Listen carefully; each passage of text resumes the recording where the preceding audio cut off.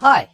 So you've done all your preparation and practiced your English a lot, and now you want to know what you can do during the exam. Here are 5 tips to help you get the best mark in your next speaking exam.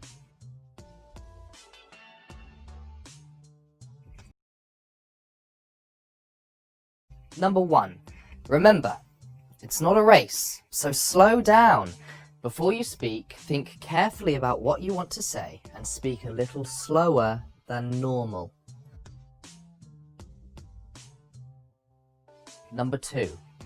If you don't understand the question or the activity, don't worry. Ask the examiner to explain it again. You can say something like, "Could you repeat that, please?"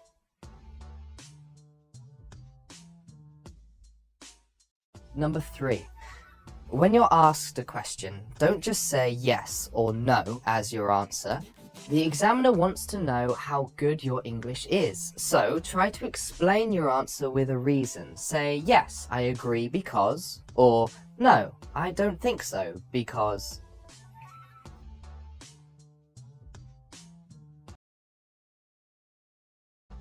Number 4.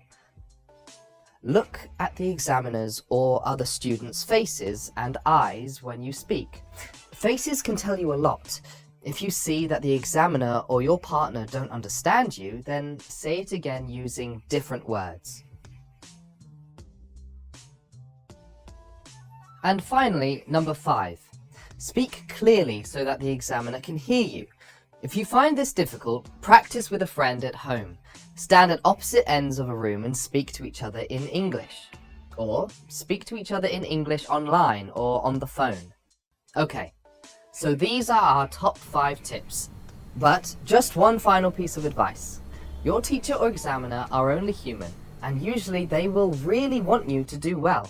So, take a deep breath, smile, relax, and good luck on your next speaking exam.